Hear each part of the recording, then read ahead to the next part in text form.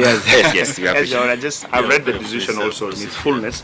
Another thing also which came out in that case is that after further investigating the register, the petitioner in that case actually was not a registered voter.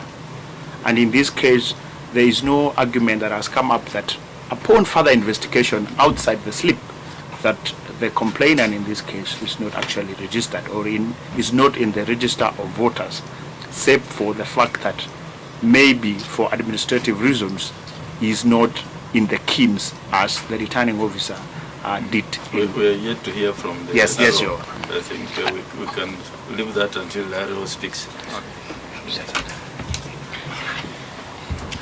All right, second interested party.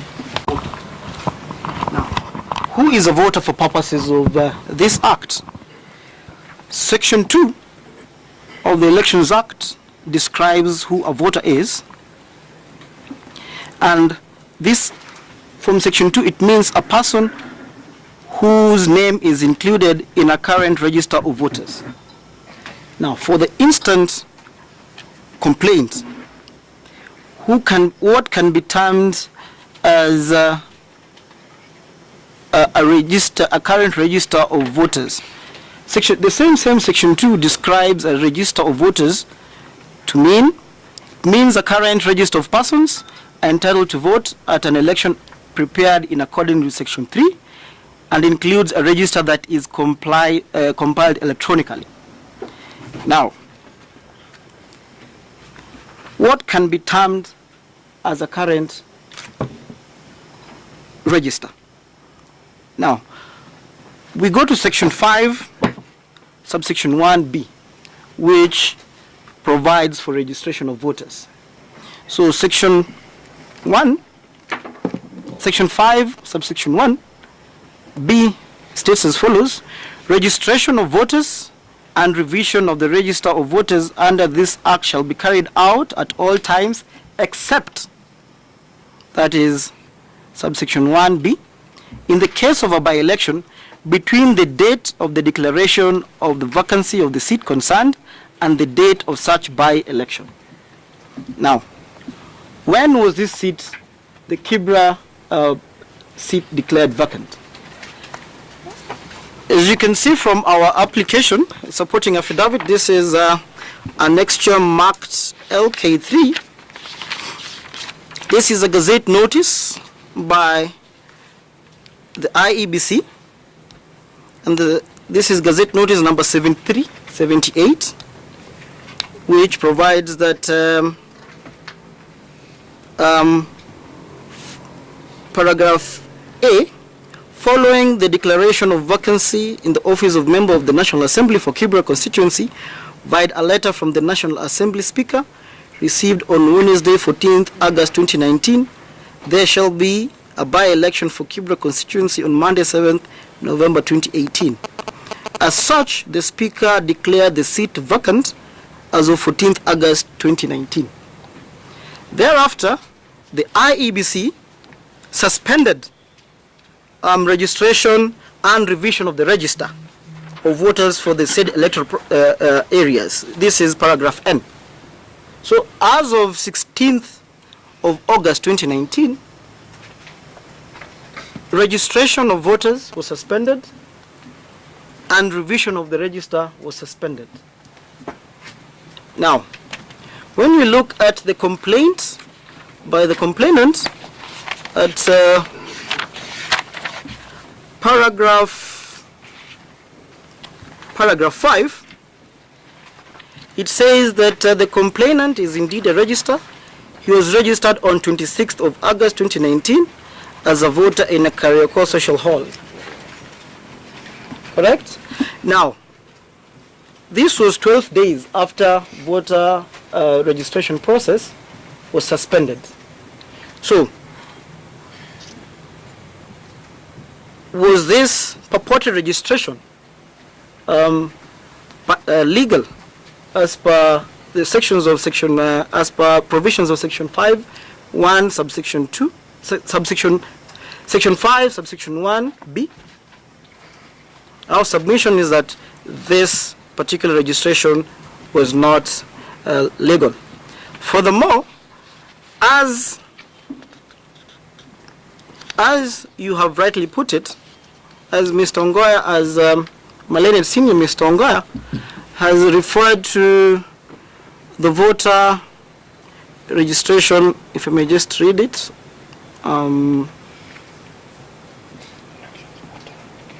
This is election regulations of voter registration, correct? What the complainant has attached to his complaint is an acknowledgement slip. So the regulations, what is the definition of the regulation of an acknowledgement slip? Regulation 2 on interpretation describes an acknowledgement slip as a means, acknowledgement slip means a document issued by the returning officer acknowledging application for registration. This is acknowledging application for registration. This is not registration proper. You can acknowledge, but not necessarily register. So what the complainant has attached to his complaint is basically an acknowledgement slip. It is not evidence of registration. And as such, it is our submission that the complainant herein does not qualify to run for Member of Parliament for Kibra, since he is not a registered voter. That will be all from the second interested party. Yeah, I would like us to make the respondent and another witness from the commission. Let's hear from the respondent. Beatrice, you state your full names and proceed from there.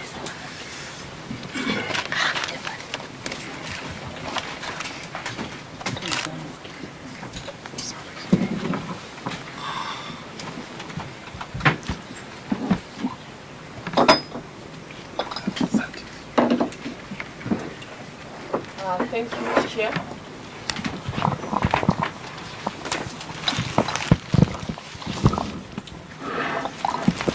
Thank you, Chair, and the committee. I'll begin by introducing myself. My name is Beatrice Saki Muli, and I'm the returning officer, Kibra constituency, and an employee of the Independent Electoral and Boundaries Commission. I would wish to say here that I've been a returning officer since 2010, and I have conducted several elections as a returning officer. I did conduct the referendum 2010. I also conducted elections as a returning officer in Mutito constituency. I also conducted elections as a returning officer in Juja constituency in 2013. Again in 2017, I was the returning officer for Kibra constituency. And again in the fresh presidential elections, I was again the returning officer for those elections. I have conducted also various by-elections, and I've served as a presiding officer that the IBC has conducted. Just to name a few, we had Kamukunji by-elections back in 2011. We had Juja by-elections, and I've also conducted elections for other organizations, and therefore I want to believe that I understand the electoral process.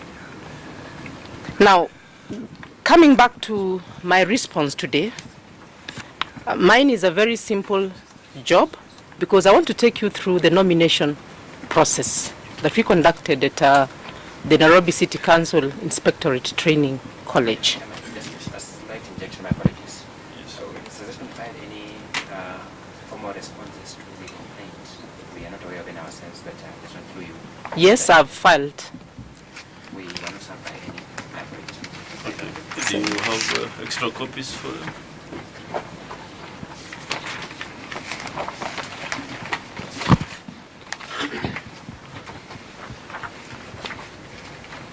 It's the last document in the file.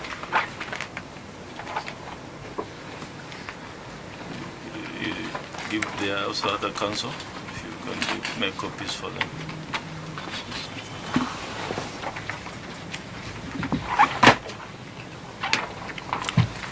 I know you're a large team. Maybe you can follow as she makes A carry on. Yeah, you'll take them through the submissions. Is it a response? Yes. Because they have not read it, so we can move together with them. All right. Yeah. Now, I wish to state as follows, that I'm the returning officer for the by-election that will be held on the 7th of November 2019 in Kibra constituency, and I've been appointed by the Commission through a Gazette Notice number 7610. That on the 27th of August 2019, I attended the by-election planning meeting here at Anniversary Towers and was taken through the election process as required, and also took oath for the purposes of this by-election. And I wish to add that now that I'm gazetted as the RO and I've been taken through the oathing process, I therefore remain impartial during this period, and therefore do not receive instructions from any quarters in regard to the election process. I wish to say that I held a pre-nomination meeting with all the Kibra constituency aspirants for the by-election of member to the National Assembly on the 5th of September 2019 at the City Inspectorate College, Dagoretti, which is in Kibra constituency, and a total of 30 aspirants attended the meeting. The registration for nomination of aspirants took 2 days to completion. That was on the 9th of September 2019 and the 10th of September 2019. And a total of 23 aspirants were validly nominated, while 3 aspirants had their nominations invalidated for various legal reasons. 1 independent aspirant did not meet the 1,000 Kibra constituency voters' signature, which is a constitutional threshold, while 1 party-sponsored aspirant had 1 of his supporters not a member of the aspirant's supporting party, and the other party-sponsored aspirant, and that is our that is Mr. McDonald Mariga Wanyama, who is here with us, name was not found in the IBC voters register. Among other aspirants, we received Mr. McDonald Mariga's Wanyama documents on the 10th of September 2019 at our nomination center at the City Inspectorate Training Hall at about 6:40 p.m. And that McDonald Mariga Wanyama went through the nomination process the same way all the other aspirants did. And that the Commission had provided a checklist, which is also provided in the IBC nomination guide, which I'm also carrying it today with me. Here we have the IBC nomination guide, which explains on the nomination process, which is derived also from the law, from the election regulations and the Constitution, which we used to determine clearance of all aspirants at the various desks. We had the receiving desk, we had the registration desk, where the aspirants were received and they registered their presence. We had the document verification desks, where we had put colleague returning officers, colleague constituency election coordinators and IBC staff to assist the returning officer in verifying the desk of the documents of these aspirants. We had the returning officers' desks, which included the DRO, the ICT, and the Office of the Registrar of Political Parties, because we needed also to consult on whether they belonged to those political parties. Mr. McDonald Mariga Wanyama's nomination documents were presented to the verification desk the same way all other aspirants were treated, and forwarded to the returning officer's desk to confirm details which the verification desk could not handle. IBC nomination checklist, item D. We had the IBC nomination checklist, which is here with me.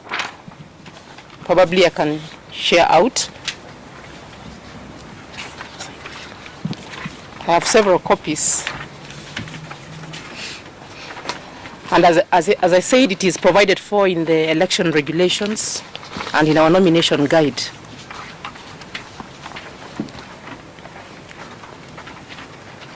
So the IEBC nomination checklist, item D, we have item D in that checklist, requires that an aspirant should be a registered voter. This is in line with Election Act number 24 of 2011, section 2, section 24, 1A. I do not know whether I should take you through that regulation.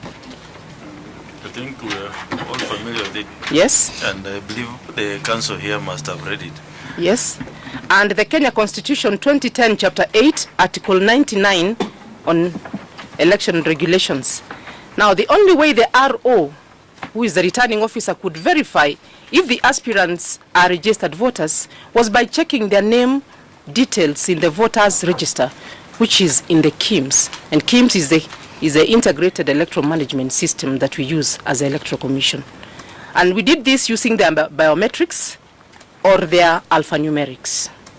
Now, as with the case of aspirant McDonald Mariga Wanyama, upon presenting his national identity card, the returning officer and the ICT team, we used the KIMS to verify if the aspirant is a registered voter in line with the legal requirements. All other aspirants were treated the same way. However, the details of the aspirant McDonald Mariga Wanyama could not be found in the provided register of voters. And that is why we say it in the KIMS. And the search in the KIMS was repeated severally to avoid any doubt. Unfortunately, no details for McDonald Mariga Wanyama were found. Nomination guide checklist number 9E. You can confirm from the checklist that I've given you. E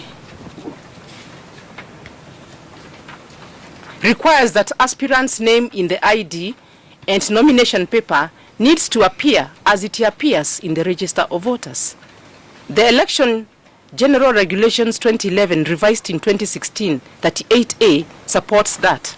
The only way the RO could verify this for all aspirants was by accessing the names of the aspirants in the register and comparing them with the name appearing in the respective national ID. The name of aspirant McDonald Mariga Wanyama could not be found in the voters' register.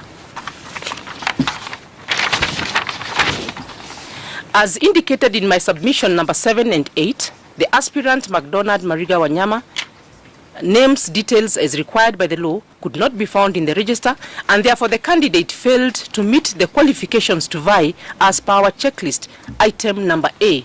Our checklist item number A is very clear. It is very clear. It states that does the candidate meet qualifications to vie according to the Elections Act 2011, section 22 and section 24. And therefore, as the returning officer, guided by the Elections General Regulations 2011 and the revised 2016 section 43.2C and 43.4 and the IEBC nomination guide, the law therefore guided me to invalidate aspirant McDonald Mariga Wanyama's nomination. Thank you very much, Chair. Yeah. Thank you, Beatrice. Candidate, the complainant in this matter, did he come before you for pre-nomination meetings? Maybe did you have any pre-nomination meetings for candidates? Yeah, thank you, Chair. In my response number 3, I have just stated that I held a pre-nomination meeting with all the Kibra constituency aspirants for the by-election of member to the National Assembly on the 5th of September at City Inspectorate College. I have the attendance list in this book. We have a register, and our candidate, our aspirant as we talk now, did not attend that meeting. Neither did their party attend the meeting. Okay. I tried to call a number indicated Jubilee because we have those documents that they submitted to the headquarters here, and then they were channeled down to our office in Kibra, and I got a number there. We tried to call it just to inform them that we had a pre-nomination meeting, but it was in futility. Our phone call was never picked. I was just being proactive. Okay. Because it's them who needs to come down and register with us. That's all right. Then, secondly, do you refer to the KIMS, the main record, the main register? For Kibra, have you been doing continuous voter registration? Yes. And what's the status of that? We have been doing CVR, and but it was stopped after the seat was declared vacant. We Yes. stopped it. Yes. But So we have what's been the doing position CVR. of the data up to the time the seat was declared vacant? Oh, we uploaded. It's uploaded. It's uploaded with the ICT, Okay. but I'm not sure if they're in the register, the KIMS. Thank you.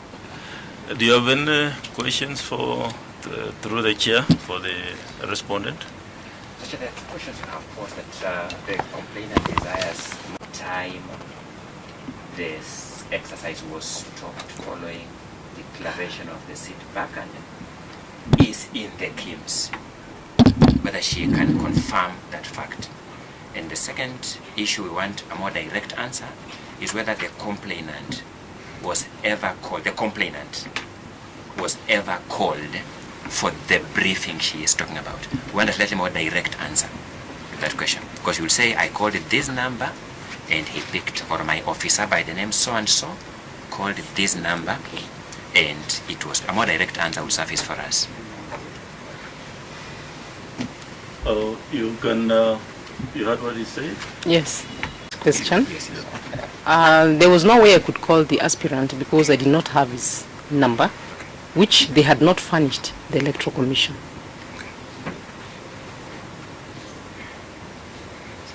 Okay. Yes. I'm satisfied it was not called. Yes. Okay, the first question. And then the second question is on the voters who registered during the CVR. Yes, what about them? Whether as the senior most representative of this commission in that constituency, you can confirm that you have uploaded and that their details are in the KIMS. The responsibility of uploading does not lie in the hands of a returning officer. Allow me to answer that way.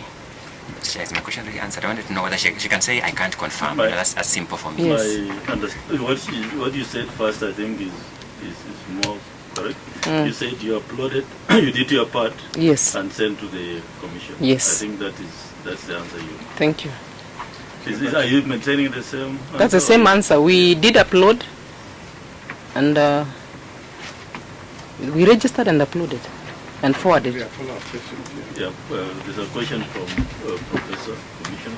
You are checking the applicant or the aspirant against a list or against the registered voters. Now, how current is that list against which you are checking, or you are using the 2017 list that was in the KIMS? I was using the register that was provided to me by the commission. The question would be, how current is that register? That is the register that was provided to me by the commission. So you're not sure about its currency? That one I may not speak about it because as an employee of the commission and as a returning officer, once there's an election, we are provided with a register. That is the register that I used. Okay. Okay. Do you have another question for the witness from the other councils, past interested party? Yes, Chair. I've got two questions. Yeah. One of which is I would like to get a confirmation from the returning officer as to the mode ordinarily of letting parties know that she was planning, or she was going to have a pre-nomination exercise, the one she did on the 5th of September. And whether or how, if the other aspirants got to know that that meeting was to be convened or was convened for that particular venue or that day. And number two is as regards to the answer that she's given the last question by Professor, because we've been following this as a party. We are an interested party to ensure that we have a candidate we want to participate. From the media recordings, it is the public domain that she confirmed that the register that she used to confirm whether the particulars of the complainant in that register was the 2017 register. So I would like her to confirm whether that is her statement or she wants to recant on that particular statement. It is out there in the media. Beatrice, there are two questions for you. I wish to just to repeat what I had said, that the register we used during the nomination, and this is the same register that we are going to use during the by-election. It's the register that was provided to the returning officer by the commission. And so I believe it's the current register.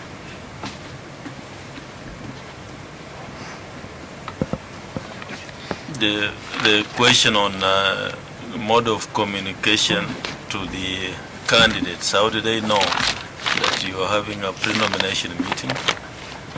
Thank you. Yeah. Now, it's the practice, and in the past, that is the practice, that when political parties clear their candidate, you know, once you hold your nominations or you have a direct nomination, whichever, or your primaries, and you clear that candidate, you forward the name to headquarters IBC. And then from there, the documents are again cascaded down to the returning officer at the constituency. Now, at that point, the interested parties, now the aspirant, together maybe with their supporters or the party, now have an obligation to visit the constituency office where the election is going to take place. They come, they register their names with us, because most times you find that the documents that come from the political parties do not have the details, that is the telephone contacts of the aspirant. And so they come and register with us in our office. I have a very clear record of all those aspirants who came to my office once they were nominated by their parties. Once their parties were done with nominations, they came to our office and they registered their numbers with us, their contacts. And therefore we were able to contact them. And it has been the practice. And I want to believe Jubilee Party is not a young party or a new party in this they are aware. It is not the first time you are nominating a candidate. It has been the practice. Mr. Chairman, just one clarification, just one. Because it's a question of fact. And some of the questions of law, but a question of fact. Is it arising from her testimony? From her earlier answers to both my colleague and Professor. Yes. Through you, Mr. Chair, may the returning officer confirm to us how many electors were in the register she used in the 2017 election, and how many electors are in the register that she received for this by-election. It will solve this question on that one. Would you be having those facts? The number of people in the register? You know, usually, I may not have the... I can speak for the 2017 register. I have the exact number. The exact number was 118,276,000 voters for Kibra. I'm speaking for Kibra. And you know I had... You know, we cannot limit our discussion here to the Kibra register, because this one is a position that attracts even registered voters from other constituencies. So we cannot limit our discussion to Kibra alone. The question is trying to answer what you thought, whether the register has been updated. You see, we got the numbers to give us an indication. So she gave us now, we now know 2017. She now has a new register for the purpose of the by-election.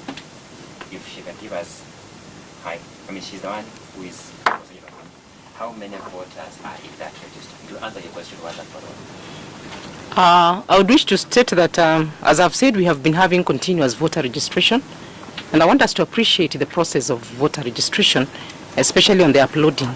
Uploading of the details in the KIMS does not automatically update in the register, and the register further has to be cleaned before it is even updated.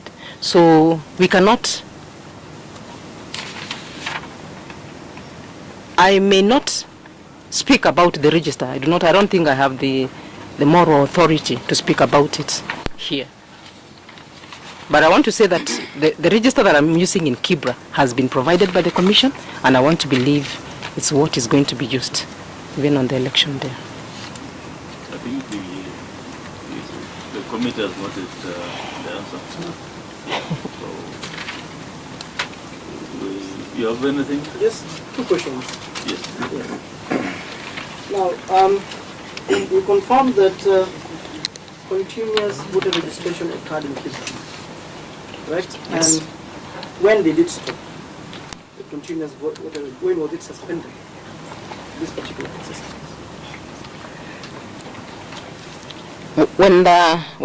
When we received the notice, the Gazette notice, stopping us. Can you kindly give us the date when you received the notice, or when the notice, Gazette notice was issued? That was 14th of 14th August. Of Yes. So as of 26th of August, voting, continuous voter registration had stopped. Yes. That is all. No, please, just want to reiterate. I see the media is here. We've seen headlines. I want you to reiterate your mandate given to you as a returning officer. And whether you are sharing that mandate with anyone else. You're running the story that you are under pressure. Oh no, there's no pressure. Because as a returning officer, as I said, once you are gazetted, you don't pick instructions from any quarters in regard to the electoral process. So I'm not under any pressure. I can only consult the Constitution and all the regulations that pertain to this election. So I cannot receive instructions. I'm very impartial. I cannot receive instructions from any quarters. Yes. So you confirm that you never received instruction from the chair. So that's what I read. I don't even have your number, Chair. Yeah, so I never received instructions from anyone. And the commissioner? None. I have none of their numbers. Okay. All right. Thank you. Thank you for your testimony. Salome, Chairman and committee, we have also present the returning office, the registration officer for Starero constituency. He may introduce himself. Your present? Yes. Proceed your name and your job description and then. Chair, committee members, my name is Moses Mayo. So, sorry, we have any findings from him just so that we don't start to get into this slide. Do you have any written document? To confirm. No. Do you have any submissions? File? No, it doesn't. Proceed. Yeah. My name is Moses Mayo, the representing officer of the constituency. So we can't hear you. Maybe just put him on the mic.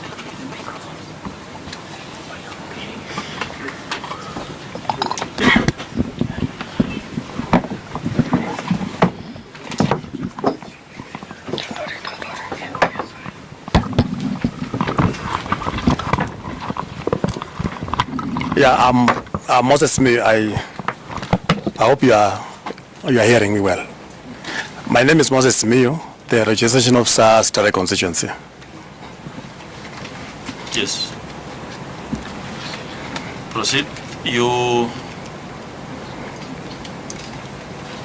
know the complainant in this case? The complainant, I just want to pass it to my assistant, yes, whom we have here, is the one who dealt with that case on that day. Oh, this your assistant, the one who dealt with the case? Yes. So you are not involved in the... Yeah, I was out of office that time. Okay, Salome, can you identify? The registration officer has been accompanied by his deputy registration officer. As he has indicated, the deputy registration officer has the authority to execute the process of registration is after. We will now allow... Job description? My name is Ismail Yassin. I deputize the registration officer. I'm actually the assistant registration officer for Stare constituency. And my work is to assist the registration officer, but also deputize him in his absence. With regards to the complainant, I was there when he came to register. Yeah, give us specifics. Which date? The date was on... time and place. The date was on 26th August 2019. The registration, he came slightly before midday, that was around 11, but the actual registration happened at exactly 12:05 because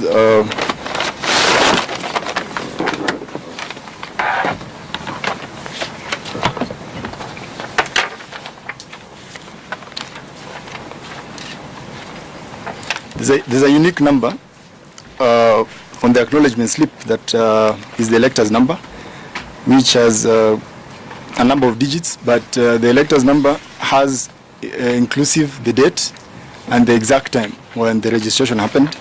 So in this case, the acknowledgement slip elector's number is 0145 211 90826 1205-9. Reading it from the -9, 9 is a random number that is generated by the system. 12:05 is the exact time as per the system generated time. 26th is the date, 08 is August, 19 is the year, and the 6 other digits is the kit number.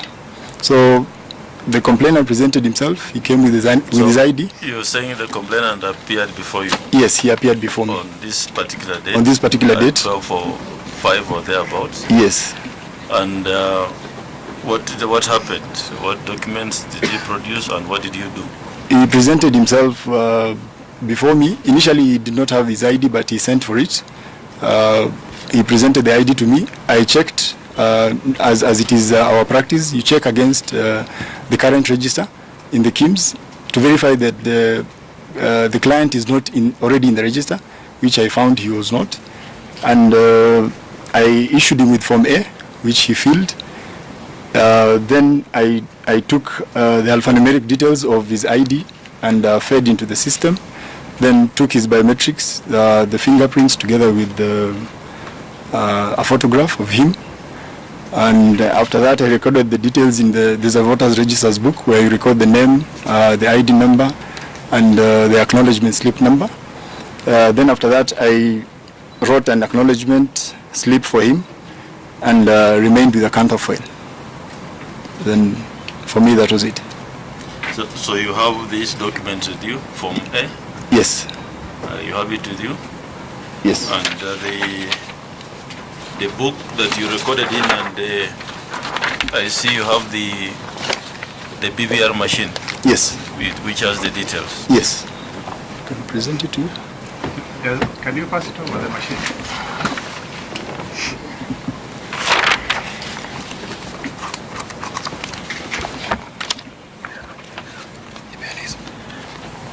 Can we also see the documents?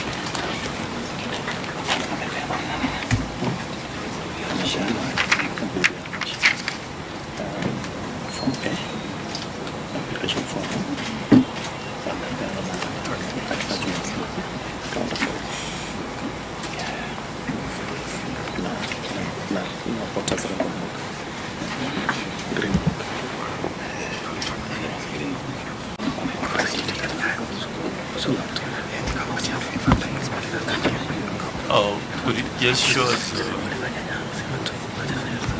the entry in the register book is where? Number?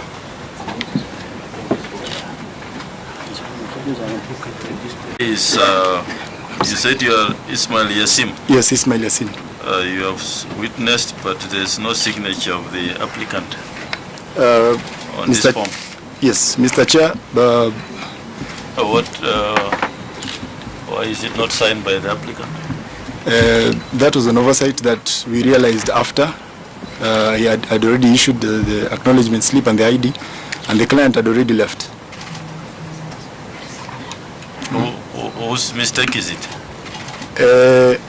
I cannot say whose mistake is it, Mr. Chair, because even in our normal CVR, it happens sometimes that when you issue the form to the client to fill, once you do the registration, after you verify the details, you, like, even on the form you've seen, I've put an X to indicate to him where he ought to have signed, but he didn't. So by the time we realized, he had already walked away. But in our normal CVR and mass voter registration processes, normally you find sometimes the client makes errors. In most cases, we do follow up. You can call the client to come and sign after the exercise. But it is, I cannot pin exactly. Saying this kind of mistakes happen all the time. It is not something that it happens every time, but it is normally that one it happens, and it was an oversight on. Okay, so what have you done with this data up to now? The data actually on that day, I exported that data and issued it to the regional ICT staff. Basically, that is where my responsibility ends. Once we do the CVR, because so far I've done, according to the record book, I've already done 94 registered voter from the time it was launched back in 2018 until now. So we normally have periodic export of that information from the constituency to the regional ICT, which I did.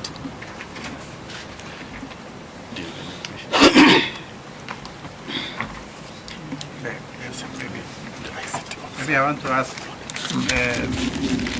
there is a date here which says creation date in the system. Is this created on the day you are taking the biometrics of the client? Yes, because it is normally the one that actually generates the long elector's number written on the acknowledgement slip. Okay. So like the number that we normally write on the acknowledgement slip is normally auto-generated by the machine. It is not something that I generate. Once I clear one client and then I click the next client, the number auto-generates. But if, for example, you register someone at a different time, maybe the time will change, but the date will remain, assuming I registered maybe one person or two persons the same date. But the date is basically picked by the system itself, and yours is to just transfer the entire elector's number on the acknowledgement slip.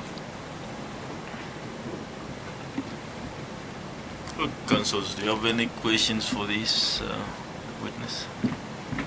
The documents are here if you wish to refer.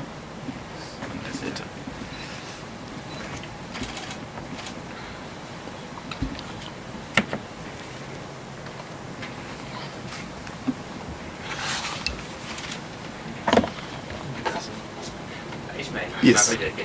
Yes. You are aware that this process you undertake within the applicable regulations, the Yes. voter registration regulations. Yes. The voter registration regulations actually makes it your obligation to satisfy yourself of the propriety of the material before you enter them in the voter registration system. Are you aware of that fact? Yes. Thank you so much. And it is after entering them in the system and the voter's record book that you issue the acknowledgement slip. Yes. I don't know whether I got this or not. Let me ask through you. Did I get right that you have entered these details in the KIMS yourself? Not in the KIMS. Okay.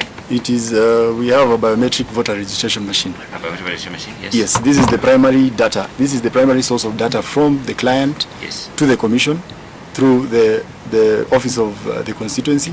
So once I register, I do not upload them into the KIMS. Yes. Mine is to take them to the regional ICT office, in this case, which is in Nyaho's, and I export that information with a flash disk because the information, the machine is not online. So I have to carry it with an export. I give it to the regional ICT, which I did. For what purpose? For upward, of course, for upward remittance of that information to... Make no mistake, about people here don't understand that process. We just give us the details. It will Yes. help. We are in an open justice process. Yes. Don't talk about upwards. Just say for movement from me. Yes, so and movement- sorry. People who you know, whose offices you know, then Yes. to the next, whose offices you know. Sorry. So what I meant is, once I do the registration, mine is to export that information to the regional ICT officer who is stationed at Nyaya House. That is it. Do you know what happens to it after that, to your knowledge? No. You don't? Okay. Yes. No problem. You confirm that this acknowledgement slip is an authentic document from your office. Yes. Thank you so much.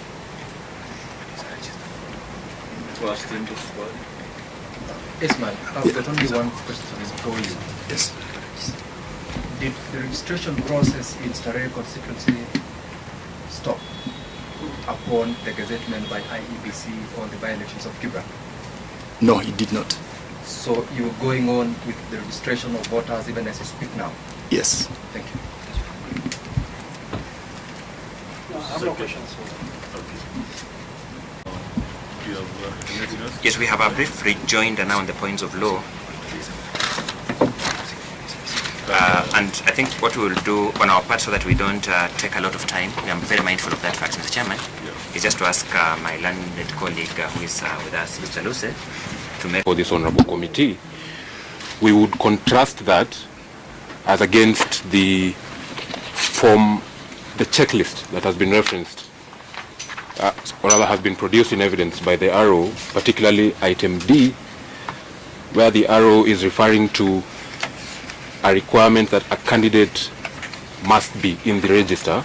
So there's a significant distinction between those 2 points, so that if you look at the checklist, the requirement is that an aspirant must be a registered voter, but what the RO satisfied herself was that after searching the KIMS system, according to her, the applicant was not in the register.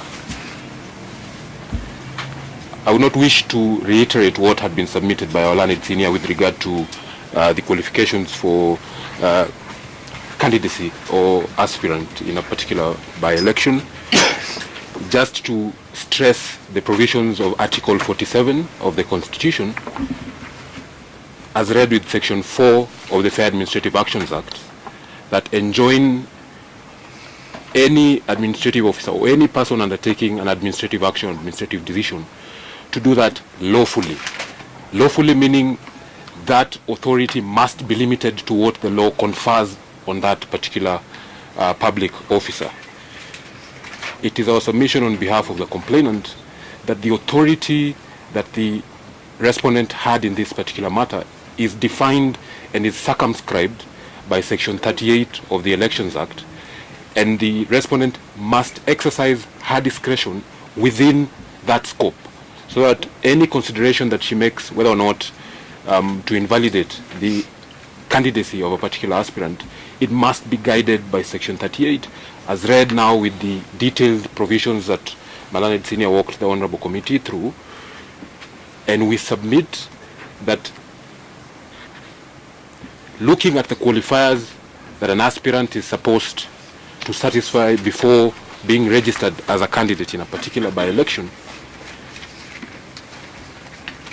it does not in any way limit that aspirant must be in the KIMS or in the register. The qualification, the constitutional qualification, and the qualification set out in the Elections Act is that that particular aspirant must be a registered voter. That is the qualifier. We submit from the evidence of the last witness on behalf of the Commission that it has been evinced that as at the 26th of August 2019, the complainant in this particular complaint was a registered voter for all intents and purposes, qualifying to be registered as a candidate in the by-elections, in the Kibra by-elections scheduled for the 7th of November. So that to the extent that the RO has not demonstrated that this particular complainant was not registered as a voter, then the Commission ought to set aside, vary, and quash that decision that was made by the RO to the extent that that decision is outside the discretion that the RO would have under Article 47 of the Constitution, as read with Section 4 of the Fair Administrative Actions Act, and Section 38 of the Elections Act. And Mr. Chairman, you'll allow me to just quote what we have set out in our written submissions, a favorite quote of mine by Ronald Dworkin, where he defines discretion to be that limited hole in a donut, so that the RO cannot, in making her decision, go outside the hole that is limited inside the donut when she's exercising her authority as a returning officer. I submit on behalf of the complainant that this particular complaint should be allowed. Do Kenyans understand the donut story? Perhaps I could refer, with your permission, Mr. Chairman, I could refer them to the specific treatise. It's called The Theory of Rights. That particular quote is set out in that particular treatise. Thank you very much, Mr. Chairman. Sum up? Once we have received the material we have received, we just invite this court to apply its mind to the fact of Section 8 of the Elections Act that makes an obligation to regularly revise the register of voters, which cannot be visited upon the complaint before you. 2, the contention by the RO that she did not find the particulars of the complainant in the KIMS kits after repeated attempts. And let me be fair to her. We're not saying she had anything personal against the complainant, no. But an error of law, even innocently made, remains an error of law. The situation she found herself in is not completely unanticipated by our law, by Mr. Chairman. If you look at, for example, by parity of reasoning, the voting procedure in the elections general regulations, it tells you what to do when you fail in an electronic identification of the vote. Meaning the law anticipates that that system can let you down innocently. It tells you you go a step further. You don't stop there and say, I've not found your name in the electronic system, so you are on your own. It is now apparently clear she did not go that step further, particularly where she had been told specifically that the place where this voter says to have been registered is Starehe constituency. She had a precise prescription of a place that she could resort to establish this fact. She does not even claim she did that. We'd not begrudge her for that. Even if it was an innocent mistake, it was a mistake which is to be corrected by this committee. I'd rather you don't so much that, yes, but more critically, the misreading of Section 5(1)(b) is the one that I would want just to close on of the Elections Act. My learned colleague for the Second Interested Party presented to you Section 5(1)(b).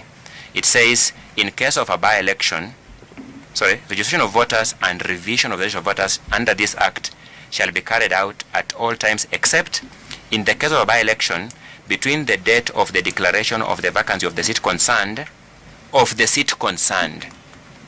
and the date of such by-election. So the emphasis there is of the seat concerned. And you can see the two arrows have confirmed compliance. The one for Kibera tells you that yes, once you declared the seat vacant, that was the seat concerned, I stopped registration. The one for Starehe tells you my constituency was not the seat concerned. I continued registration. When you look at Article 83, it says when you appear before the RO, you are supposed to be a registered voter. Not a 10-year-old registered voter, a 2-week-old registered, no, a registered voter. The question before you is just one. By the time the complainant, McDonald Mariga, appeared before the RO, was he or not a registered voter? The testimony of Starehe confirms he was a registered voter. We submit that in light of that, you allow this complaint. The obligation, the right to decide who will represent Kibera constituency after this by-election is not for us as a technical decision. It's a democratic decision of the people of Kibera, having been given the full menu of choices. Give them the full menu by including this menu item that had been erroneously omitted. McDonald Mariga. Thank you, counsels, for all the parties, and the respondent and the witnesses who appeared. You have raised weight matters, and this committee will retire to look into the same. We shall give our ruling on the Monday is which date? 16th at 10 in the morning, at 10 a.m. So we shall convene here and we shall deliver our ruling on Monday 16th at 10 in the morning. Thank you very much for your cooperation.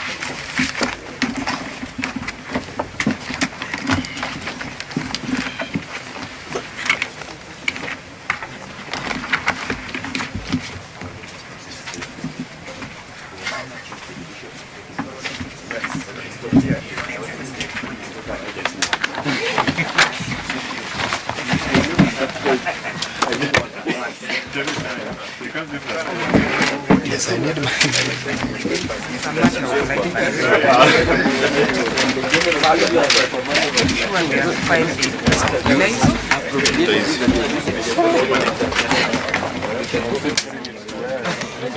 No, that was not an illegal one. That was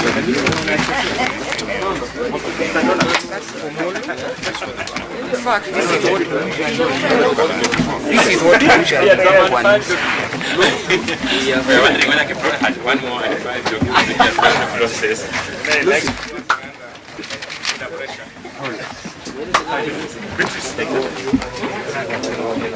You're doing a good job. It's not your fault. Nimelamlitos otimoko sasa ikanana mbele.